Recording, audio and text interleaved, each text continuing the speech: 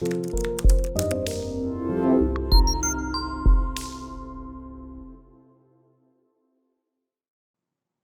Fractal Model subscribers. Really excited to share the new Fractal Model with you, version 21.3. In this video, we're going to cover some of the new big features and some of the smaller features that's going to make your life easier. Some of the bigger features, first, we now have automated reports. The reports come standard, but you can also customize them. Second big thing, we have a decommissioning and recycling calculator that allows you to adjust based on the chemistry, and you can pair that with any salvage value for the project.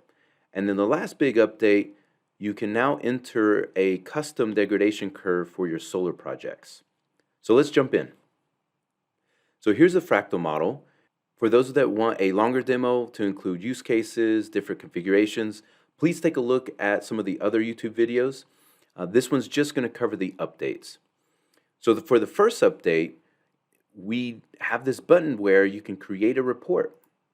If I come in and I create a report, and maybe I'll save it to a desktop folder that I have here, and I'll name it report for demo purposes, right? So we have that report, and we can just access it by opening up the folder, and then voila, we have this fractal model report that is based on everything you've done in the model.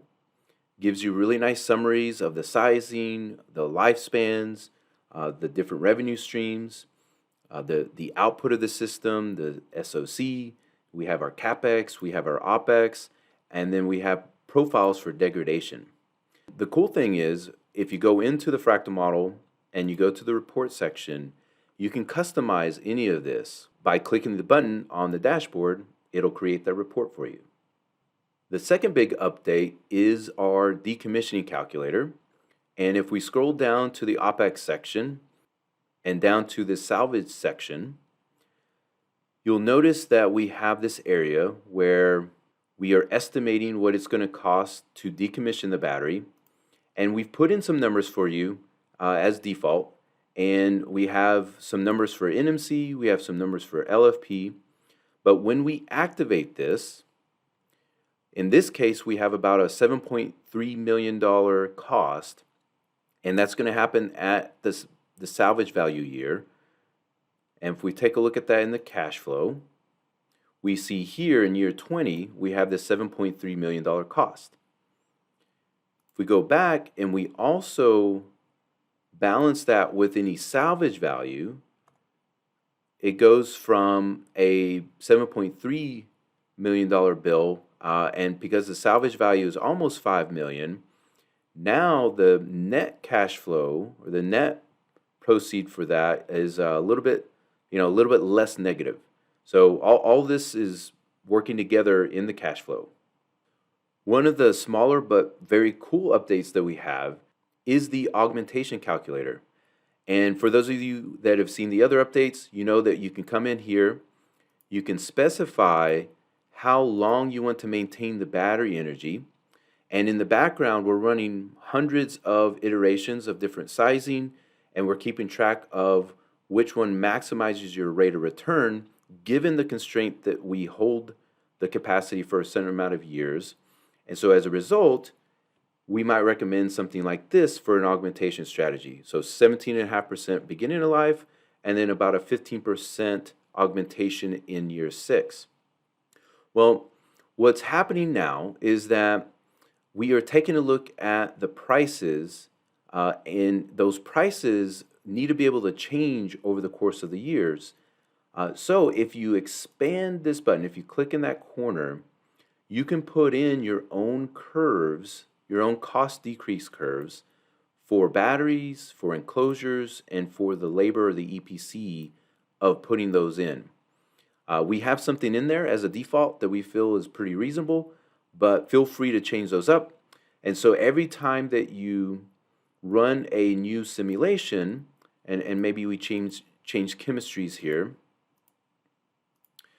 every time you run that new simulation, well, it's taking into account those price decreases, and how they affect the rate of return, and whether or not it's beneficial to do a beginning of life oversize or a certain mixture of augmentations later in life.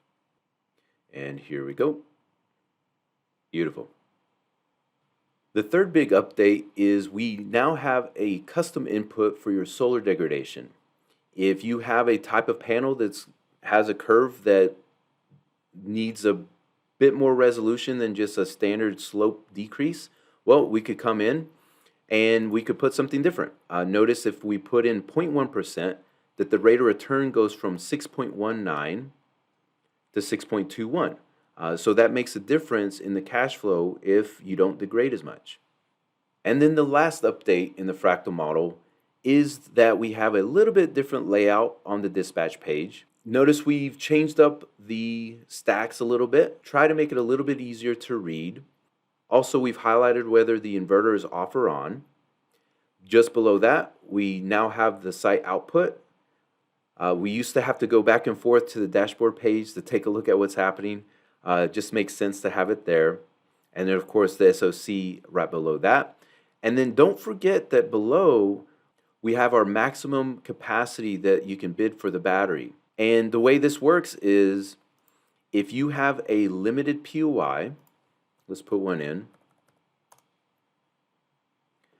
and you're trying to bid some sort of service that involves the battery capacity, well, because the solar is taking precedent, sometimes you're only going to be able to bid 3 or 4 megawatts out of this 50 megawatt battery. And keep in mind, we're doing that math behind the scenes. We're doing this for you. We're making sure that the cash flow is reflective of that. All right, well, those are the major updates for the Fractal Model 21.3. We really thank you for being a Fractal Model subscriber. Let us know if you have any questions. Let us know if you have any customizations. Happy to help. Have a good day.